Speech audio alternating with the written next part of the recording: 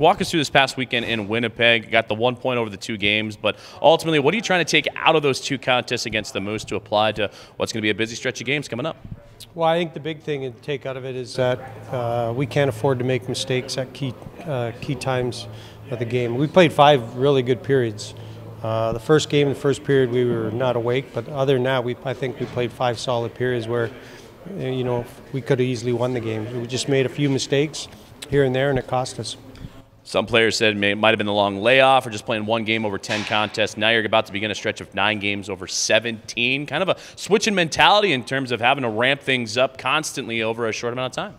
Yeah, I mean, sure, we can use that as an excuse, but there's a lot of teams that happens to, and they seem to do well with it. But yeah, I think that was the first period. We just weren't ready with that break. I think it just kind of shocked us that, hey, we're playing hockey again. But I like the fact that we bounced back the next day and had a real solid game. We just, like I said, made a couple of mistakes and the game's over. But coming up with the weekend, we got 3-3 with a little earlier games too on home games. I like it. I like when our guys are getting a little rhythm and get to play some hockey.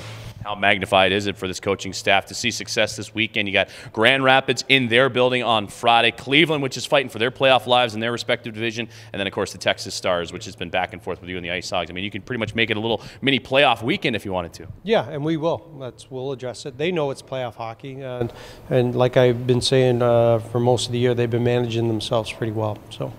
The chips are on the table, I guess you want to say, and these guys have to rise to the occasion. I full confidence they will.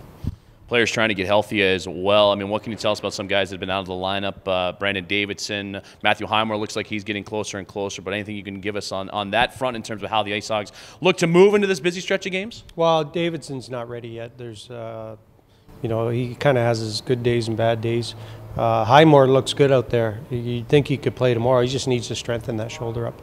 That's all. And then, with Moultrie out, that doesn't help us either. But he'll be just a couple of weeks, and he'll be back. So, we just got to. I think whoever's in and out of the lineup, I think we're good enough to beat teams, and they got to realize that. And whoever our lineup is Friday, then they better be ready to play.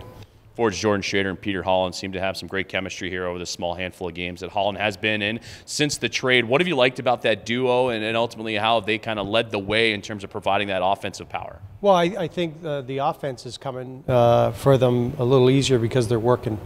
They're working in the D zone. They're working in the neutral zone. They're hunting down pucks. They're stripping guys from pucks from behind. So, which is creating a little more offense for them. And when then guys like that, if you give them some offense of zone time, they're going to capitalize on it. And now you got Grand Rapids in the short term. Obviously, it's a tough building to play in. But what's going to be the biggest key for the IceHogs to get this 3-3, your final one of the season, off on the right foot? Well, I think the big thing is to start on time, not wait and ease our way into the game.